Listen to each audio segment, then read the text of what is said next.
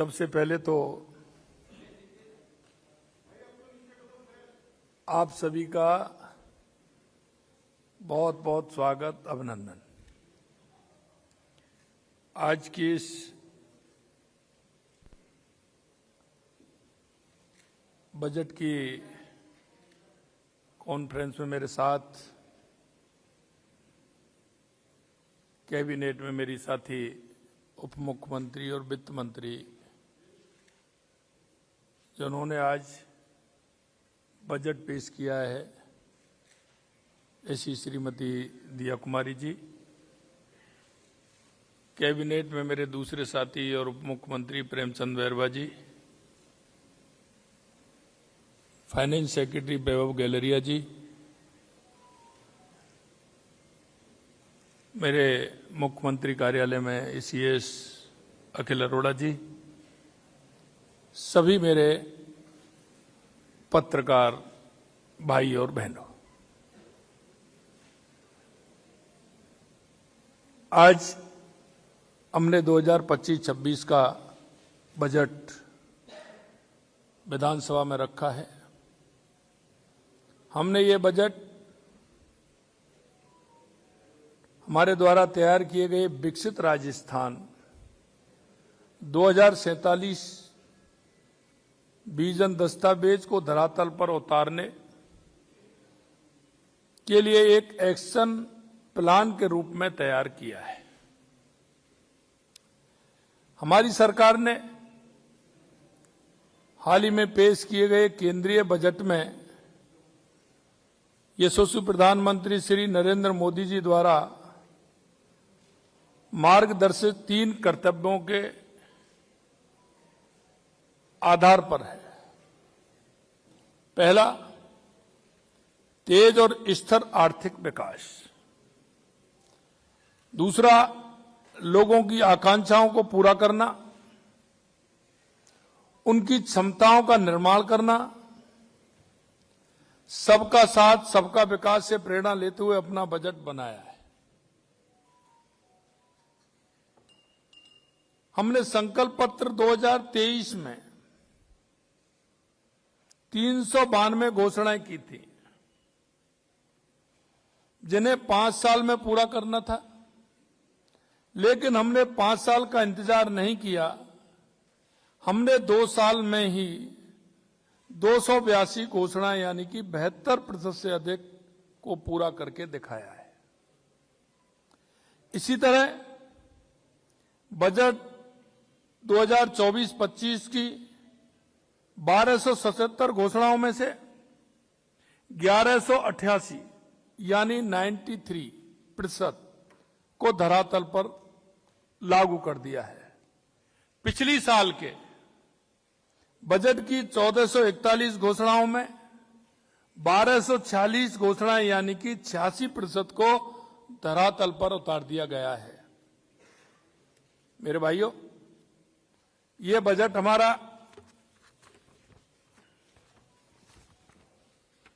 हमारे 10 संकल्पों के साथ है।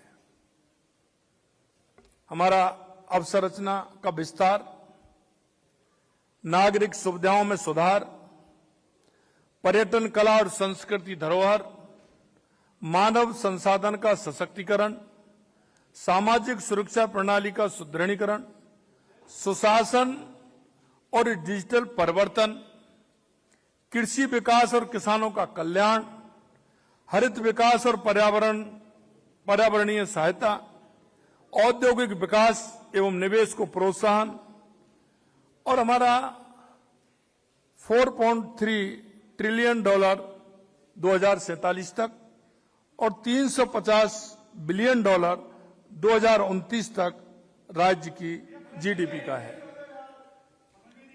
मित्रों, हमारा ये 26-27 का जो बजट है, में राज्य की जीएसडीपी 21,52,100 करोड़ रुपए होना संभावित है, जो वर्ष 23-24 से 41% से अधिक है। हमारे प्रयासों में राज्य की प्रति आय पहली बार प्रति व्यक्ति आय पहली बार 2 लाख पार किया है, यानी 2,02,349 रुपए कर गई है, जो वर्ष 23-24 से 21.15% अधिक है। वर्ष 26-27 का बजट साइज 6,10,956 करोड़ रुपए है, जो कि वर्ष 23-24 कांग्रेस के अंतिम वर्ष से 41% से अधिक है। हमने इंफ्रास्ट्रक्चर डेवलपमेंट के लिए पूंजीगत व्यय 53,978 करोड़ रुपए का प्रावधान किया है, जो कांग्रेस सरकार के अंतिम वर्ष 2023-24 से 2 गुना से अधिक है। हमारी सरकार युवाओं के उज्जवल भविष्य के लिए प्रतिबद्ध है। इसे ध्यान में रखते हुए हमारे द्वारा युवा नीति, कौशल नीति तथा रोजगार नीति लागू की गई है। हमने 4 लाख भर्तियों के संकल्प को पूरा करने की दिशा में जहां सरकारी क्षेत्रों में 1 लाख से अधिक नियुक्तियां दी हैं, वहीं निजी क्षेत्र में 2 लाख से अधिक रोजगार के अवसर सृजित किए गए हैं। वर्तमान में 1,43,000 पदों पर भर्तियां प्रक्रियाधीन है। 1 लाख पदों पर भर्ती किए जाने की परीक्षा कैलेंडर जारी कर दिया गया है। प्रतियोगी परीक्षाओं के बेहतर आयोजन के लिए RSTA Rajasthan state testing agency की स्थापना की जाएगी। ऑनलाइन टेस्टिंग सुविधा टेस्ट सेंटर का निर्माण किया जाएगा। इसके लिए जिससे कि हमारी परीक्षाएं पारदर्शी हों, जिनमें किसी भी तरह से कोई गड़बड़ी नहीं हो। ये आगामी ध्यान रखते हुए हमारा इंफ्रास्ट्रक्चर ऐसा होगा जो युवाओं को किसी भी प्रकार से कोई परेशानी नहीं होगी। इसी तरह हमारी सरकार किसानों की आय बढ़ाने हेतु संकल्पबद्ध है। हमारे कार्यकाल में किसान सम्मान निधि के अंतर्गत 76 लाख से अधिक किसानों के खाते में डीबीटी के माध्यम से 10,900 करोड़ रुपए से अधिक की राशि हस्तांतरित की गई है। यमुना जल को शेखावाटी क्षेत्र तक लाने के लिए हम लगभग 32,000 करोड़ रुपए के कार्य प्रारंभ करेंगे। और यही नहीं, लगातार आप पानी के क्षेत्र में देख रहे हैं कि हमारी ERCP, जिसके हमने 26,000 करोड़ रुपए के कार्यादेश दे दिए, इसी तरह से आपने देखा इंदिरा गांधी गंगा नहर के लिए 4,900 करोड़ रुपए हमने उसके लिए दे दिए। इसी तरह से देवास स्कीम के लिए 1,000 करोड़ रुपए हमने दिए हैं।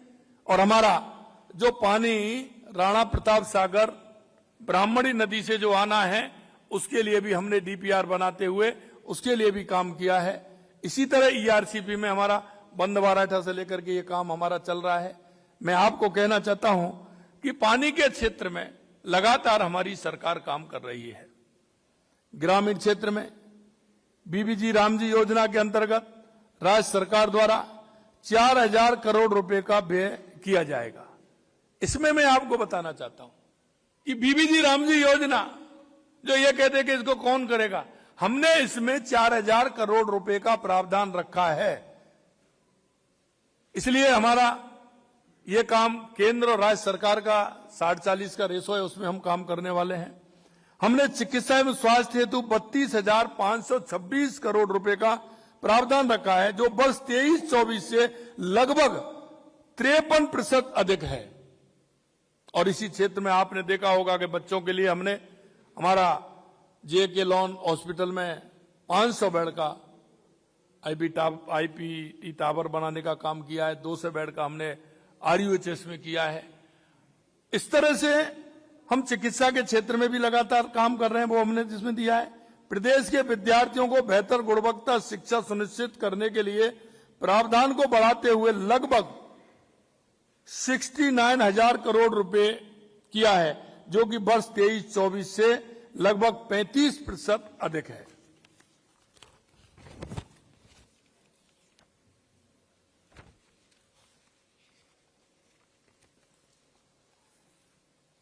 हमारे विद्यार्थियों के बेहतर लर्निंग लेवल के लिए हम 400 स्कूल्स को सीएम राजस्थान इनोवेशन स्कूल और ऑफ एक्सीलेंस के रूप में क्रमोन्नत करेंगे, जिसके लिए हमने 100 करोड़ रुपए के प्रावधान किया है।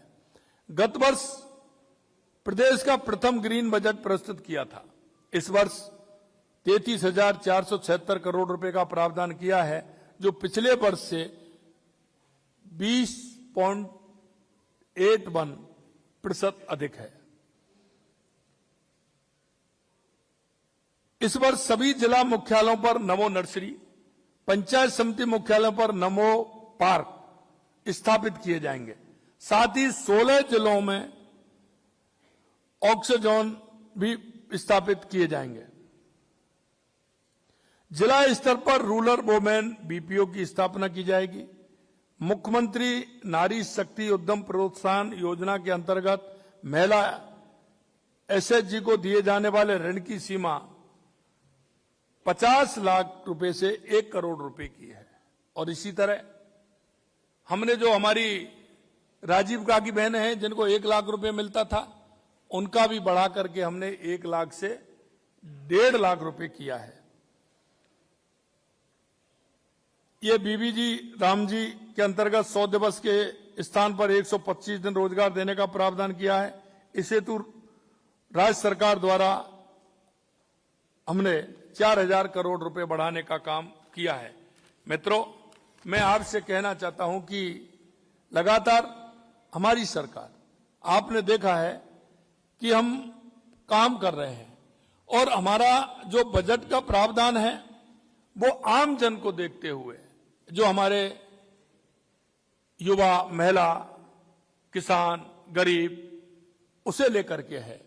और लगातार आपने देखा है कि राजस्थान के अंदर 35,000 करोड़ रुपए के एमओयू हुए थे, 8 लाख करोड़ रुपए के जमीन पर उतरे। इसे देखते हुए हमने युवाओं को प्रोत्साहन देने के लिए कि वो नौकरी लेने वाले नहीं, नौकरी देने वाले भी बने, इसके लिए हमने 10 लाख रुपए का प्रावधान हमने युवाओं को रखा है कि 10 लाख रुपए तक का वो लोन ले सकते हैं और उसकी गारंटी भी सरकार दे रही है। उसमें भी हमने ब्याज की छूट उनको दी है। हम चाहते हैं कि हमारे राजस्थान का युवा आगे आकर के, क्योंकि राजस्थान बहुत पोटेंशियल है, इसलिए वो आगे आए। आपने देखा है कि हमने नए प्रावधानों में, चाहे हमारा पर्यटन का क्षेत्र हो, शेखावाटी का क्षेत्र हो, हमारा जैसलमेर जो हमारा खुड़ी का इलाका है, जैसलमेर बाड़मेर रेगिस्तान का जो हम देखते हैं डेजर्ट, वहां के लिए हमने किया है। हमने उदयपुर से लेकर के बांसवाड़ा तक, क्योंकि वहां भी हमारा पोटेंशियल है, तो उसके लिए हम लगातार कर रहे हैं, ये भी हमने किया है। और आपने देखा होगा हमारे राजस्थान में मिनरल्स भी हैं, 85 प्रकार के मिनरल हैं, तो उसमें भी हमने एक्सप्लोर के लिए उसमें भी हमने प्रावधान किया है कि हमारे युवा आएंगे और उसमें भी काम करेंगे तो हमारे राजस्थान की ग्रोथ और अच्छी बढ़ेगी। मैं आपसे इतना कहना चाहता हूं, वैसे तो लगभग 2 घंटा 50 मिनट 54 मिनट का हमारा बजट था, शायद मैं पूरी बातें उसमें नहीं रख पाऊंगा, आप सभी देखेंगे। और अभी हमारा तो रिप्लाई भी आएगा हमारी वित्त मंत्री जी का, फिर हमारा भी रिप्लाई आएगा। हम आपसे कहना चाहते हैं कि हमारी सरकार राजस्थान के गरीब, किसान, युवा और महिला के लिए समर्पित है। हमारे राजस्थान को विकसित राजस्थान हम कैसे बनाएं, इसके लिए समर्पित है। कई लोग कहते हैं, लेकिन मैं एक बात कहना चाहता हूं, हमारे छोटे छोटे प्रावधान हैं जो हमने बजट में उनका निर्धारण किया है, वो आम व्यक्ति के जीवन को आगे बढ़ाने के लिए है और आम व्यक्ति कैसे हमारा आगे बढ़ सकता है उसके लिए है। मैं आपके माध्यम से यही कहना चाहता हूं कि राजस्थान की जनता ने जो हम पर भरोसा किया है और हमारा जिस संकल्प पत्र के साथ हमारी सरकार आई है, हम एक एक वायदे को भी पूरा करेंगे और राजस्थान की जन आकांक्षाओं को पूरा करते हुए हमारी सरकार पूरी तरह से काम करेगी, यह मैं आपसे कहना चाहता हूं। आप सभी आए, बहुत बहुत धन्यवाद। एक मिनट। धन्यवाद मुख्यमंत्री जी।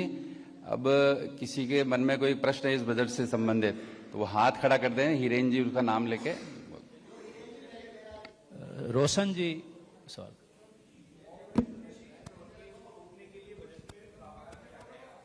मानते हैं कितना जरूरी है ये? देखिए, मैं आपको कहना चाहता हूं कि इसमें हम पूरी तरह से सुदृढ़ हमारी सरकार है कि हम किसी भी तरह से नशे का जो आ रहा है इसको हर कीमत पर रोकेंगे। इसीलिए हमने उनका प्रावधान बजट में किया है और हम इसमें आगे भी बहुत कुछ करने वाले हैं। ऐसे लोगों के खिलाफ भी करने वाले हैं जो नशे के कारोबार में जुड़े हैं, और हम उनको भी जिस तरह से एक हम कई संस्थाओं से मिलकर के हमारी योजना बन रही है कि हम विद्यालय, महाविद्यालय, स्कूल और जहां हमको लगता है वहां उसमें भी हम सरकार और समाज के साथ मिलकर के कई प्रोग्राम चलाने वाले हैं। इंडिया टीवी से मनीष भट्टाचार्य जी। लेकिन एनटीए के तर्ज पर जो ये स्टेट टेस्टिंग एजेंसी जो बनाई जा रही है, ये परीक्षाओं में पारदर्शिता के लिए कैसे काम करेगी, कितना प्रभावी सिद्ध होगा? स्टेट टेस्टिंग एजेंसी जो है एनटीए के तर्ज पर। हाँ, देखिए इसमें क्या है कि हम इंफ्रास्ट्रक्चर धीरे धीरे हम ये बढ़ाना चाहते हैं कि विद्यार्थियों को किसी तरह की परेशानी नहीं हो। अभी मैं आपसे कहना चाह रहा हूं कि पिछली बार मैंने कई बार ऐसी छुट्टियां जो आवश्यक थी उनको किया, क्योंकि रविवार शनिवार में परीक्षा भी पूरी नहीं होती है और वहां का कहीं ना कहीं स्ट्रक्चर ऐसा होता है कि उसमें परेशानी आती है। अभी तो हम उससे कर रहे हैं, लेकिन हम ऐसा एक इंफ्रास्ट्रक्चर बनाना चाहते हैं जो वहां बड़ी संख्या हो, और ये हम मिलकर के पहले संभाग केंद्रों पर जाएंगे और उसके बाद हम जिला केंद्रों तक उस पर जाएंगे, जिससे कि विद्यार्थी को किसी तरह की परेशानी नहीं हो। ऑनलाइन पेपर हो जिससे पेपर लीक की घटनाएं भी नहीं हो और उसमें पारदर्शी तरीका से हमारी परीक्षाएं हो सके और हमारा जो टैलेंट युवा है विशेषकर उसको मौका मिल सके, इसके लिए हम ये कर रहे हैं। ऐश्वर्य प्रधान जी। कांग्रेस ने अभी प्रेस कॉन्फ्रेंस की तो कांग्रेस ने 4 चीजें बड़ी महत्वपूर्ण ऑब्जर्व की। एक तो उन्होंने कहा कि आपका पानी 10 बार बदला गया और उप मुख्यमंत्री जी का 10 बार पानी बदला गया, पानी पीने का गिलास। फिर उन्होंने कहा कि 3 मंत्री सो रहे थे। दूसरी बात एक और उन्होंने बोली कि रामगंज मंडी में भी एक मेंटल हॉस्पिटल खोला जाना चाहिए। फिर उन्होंने एक बात बोली, ये सारी बातों का जिक्र करते हुए उन्होंने कहा कि यमुना जल के लिए अभी तक डीपीआर ही नहीं बनी और रिफाइनरी का जिक्र ही नहीं आया इस बजट। देखिए, मैं 2 बात आपसे कहना चाहता हूं। कुछ योजनाएं ऐसी होती हैं जिनमें समय लगता है और हम लगातार हम यमुना जल पर काम कर रहे हैं, और मैं आपको बताते हुए मुझे प्रसन्नता हो रही है कि इसमें हरियाणा और राजस्थान दोनों में पूर्ण रूप से समझौता इसमें हुआ है। हमारी सहमति दोनों की बन गई है। परसों सीआर पाटिल जी हमारे केंद्रीय जल शक्ति मंत्री आए थे, उन्होंने भी बताया कि दोनों की हमारी सहमति, उनका भी सहमति पत्र, हमारा भी हो गया। डीपीआर हमारी, और इसीलिए हमने 32,000 करोड़ रुपए यमुना के प्रावधान उसमें हमने बजट में रखा है। इसलिए मैं उनसे कहना चाहता हूं, जिन्होंने सबसे ज्यादा इस प्रदेश पर राज किया, उनको क्वेश्चन करने का कोई हक नहीं है कि जो वो कुछ नहीं कर पाए। आलोक खंडेलवाल भास्कर से। नमस्कार सर, मैं जानना चाहता हूँ कि राजस्थान की जो फाइनेंशियल कंडीशंस हैं, जैसा कि सुनने में आ रहा है कि बहुत कम अभी पोजीशन बहुत खराब है, तो फाइनेंशियल कंडीशंस को दुरुस्त करने के लिए बजट में ऐसी कौन सी चीज की गई है जिससे राजस्व बढ़े स्टेट का? देखिए, मैं आपसे 2 बात कहना चाहता हूं। राजस्थान अपने आप में पोटेंशियल है, और आपने अभी देखा होगा पिछले दिनों मैंने आपको विधानसभा के अंदर भी जब मैं राज्यपाल जी के अभिभाषण पर बोल रहा था तो उसमें मैंने रखा कि राजस्थान में ये देख लीजिए आप कि हमने 8,000 करोड़ रुपए का घाटा कम किया है। पहली बार। मैं आपको 3-4 सेक्टरों के नाम लूं तो अगर आपको लगेगा कि वो 25 साल और 30 साल में पहली बार वो लाभ में आए हैं। चाहे मेरा डेयरी हो, चाहे मेरा रोडवेज हो, और चाहे बिजली के अंदर भी मैं थोड़ा सा उसमें आगे हम बढ़े हैं, तो ये सेक्टर हमारे पहली बार आगे आए हैं।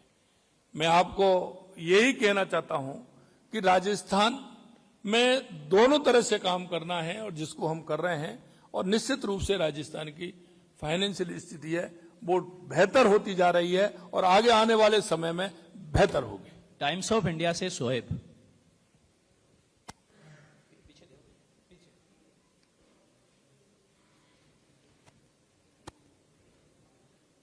Thank you sir. जो आज बजट में स्कूल्स का जो रिपेयर के लिए जो बजट पास हुआ उसमें बताया गया कि 2500 स्कूल्स को रिपेयर करने के लिए 550 करोड़ का बजटरी एलोकेशन किया गया। इसमें सर लेकिन इस फिगर को हम देखें और कंपेयर करें कि जो शिक्षा मंत्री मदन दिलावर जी ने कुछ दिन पहले अभी विधानसभा में एक रिप्लाई में कहा था कि 41,000 स्कूल्स जो हैं वो रिपेयर मांग रहे हैं, 3500 स्कूल्स ऐसे हैं जो कि अनसेफ हैं। तो सर ये 2500 स्कूल्स क्या आपको लगता है काफी रहेंगे? इतने बड़े जो स्कूल्स को यानी कि 41,000 स्कूल्स को रिपेयर चाहिए, सर ये कहां तक मतलब जो है बैलेंस बना पाएगा? Thank you. देखिए उसमें आप जब बजट में देखेंगे तो आपको प्रावधान अपने आप महसूस कर लोगे। उसमें नए स्कूल बनने हैं उनके लिए हमने अलग दिया है। जो नए स्कूल की संख्या हमारी जो है उसके लिए 400 करोड़ रुपए हमने उसके लिए दिया है। नए स्कूल जो बनने वाले हैं उसमें से ही वो कम होंगे। और ये 550 करोड़ रुपए हमने रिपेयर के वो दिए हैं जिनका तखमीना बनवा करके हमने लिया है। आपको मैं एक विश्वास दिलाता हूं कि राजस्थान के अंदर हमने उन बिल्डिंगों को भी लिया है, उनको चिन्हित किया है। आपको जाकर के लगेगा कि ये आप क्या कर रहे हैं, आज तक किसी ने नहीं किया। ऐसी बिल्डिंग राजस्थान में खड़ी है जिनका उपयोग नहीं हो रहा है, ऐसी 13,000 बिल्डिंगों को हमने छांटा है। 13,000 बिल्डिंग राजस्थान के अंदर हैं जिनका कोई उपयोग नहीं है। हमने उसकी उपयोगिता देखते हुए उनकी भी मरम्मत होगी, आवश्यक होगा उसमें उसको भी करेंगे और ये भी करेंगे। और मैं आपको विश्वास दिलाता हूं कि राजस्थान के जितने भी स्कूल हैं हम उनको पूरी तरह से रिपेयर करते हुए, जहां नए की आवश्यकता है वहां नए बना रहे हैं, जहां पुराने की आवश्यकता है उसको रिपेयर कर रहे हैं, जहां हमारी बिल्डिंग खड़ी हुई है उनमें उनको हम शिफ्ट भी करेंगे। अंतिम सवाल की ओर हम जा रहे हैं। लास्ट 2 सवाल लेंगे, पंकज सोनी जी और उसके बाद लाल सिंह जी। मुख्यमंत्री जी, ये वेतन आयोग की बात करिए, 8वें वेतन आयोग की, 8वां वेतन आयोग जो जिसकी बात करिए कमेटी गठन की बजट में, तो ये क्या केंद्र की जैसे टाइम बाउंड इसकी रहेगी कि कितने समय में रिपोर्ट देगी कर्मचारियों को वेतन आयोग देने के लिए? ये तो कमेटी है, तुरंत कमेटी रिपोर्ट देगी। ये तो उसके लिए है, जब 8वां वित्त आयोग आ रहा है तो उसकी रिपोर्ट तो देनी ही देनी है। नहीं, केंद्र से पहले स्टेट की रिपोर्ट रहेगी या केंद्र के बाद अब उसका अनुसरण होगा? देखो इसका जो रूल्स है उसके आधार पर होगी। केंद्र की अगर उसमें कोई समाहित होना होगा तो उसको करेंगे, अगर उसमें अपना ही अपना होगा तो हम उसको करेंगे। वो तो दोनों की एक दूसरे से मिलकर की होती है।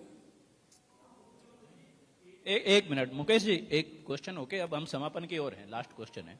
सिम साहब, मेरा पूरे बजट को लेकर एक बात करनी थी, क्योंकि अगर हम जो बजट कवरेज कर रहे हैं इन दिनों में, हम पहले कवर करते थे, सुनने में आता था राजस्थान पर इतना कर्ज है, हर व्यक्ति पर इतना कर्ज आ रहा है, राजस्थान कर्ज में डूब रहा है।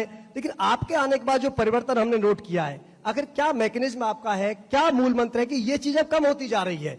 हम राजस्थान को बेहतर कर रहे हैं, योजना ला रहे हैं, लेकिन ये अब चर्चा नहीं होती कि कर्ज में डूब रहा है राजस्थान या व्यक्ति पर कर्ज ज्यादा बढ़ रहा है। तो ये क्या मैकेनिज्म आपका है, क्या मूल मंत्र आपका है? देखिए मैं आपको 2 बात बताना चाहता हूं।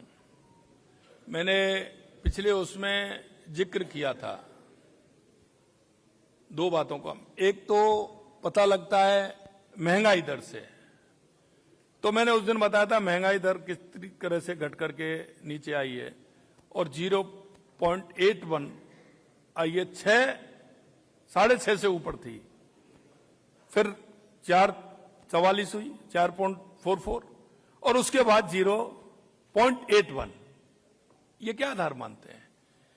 इसी तरह से 8,000 करोड़ रुपए का, जैसा मैंने बताया, कर्जा कम हुआ। इसी तरह से प्रति व्यक्ति इनकम पहली बार 2 लाख को क्रॉस की है। इससे आप अनुमान लगा सकते हैं कि राजस्थान किधर जा रहा है। और मैं आपको यह भी विश्वास दिलाना चाहता हूं कि आपने देखा होगा आज 2-3 घोषणाएं और हमने की हैं। क्योंकि हम उसको रोकना चाहते हैं जो राजस्थान की गाड़ी कमाई जिसको देनी होती है उस पर नहीं पहुंचती है। हमने डीबीटी के माध्यम से किया है, आपको पता हो। हम हर चीज को डीबीटी पर ला रहे हैं जिससे कोई उसका बिचौलिया नहीं हो, जिससे कि वो जिस व्यक्ति को जिस की आवश्यकता है, जिसको सरकार दे रही है, उसको सीधे खाते में पहुंचे। अब तक क्या होता था, बजट की शायद बड़ी होगी, कुछ और होगा, लेकिन उसकी कितना उस तक पहुंचता था। हमने कहा है कि हम अंतिम पायदान पर जो व्यक्ति खड़ा है हर योजना का लाभ उस तक मिले, किसान को, युवा को, मजदूर को, जो भी आवश्यकता है हमारी उनको पूरी तरह से मिले। इसलिए हम उसकी तरफ भी बढ़ रहे हैं। आप चिंता मत करिए, राजस्थान निश्चित रूप से विकसित भारत और विकसित राजस्थान, उत्कृष्ट राजस्थान, और जो हमने कहा है वो हम करके दिखाएंगे, ये मुझे विश्वास है। बहुत बहुत धन्यवाद। आप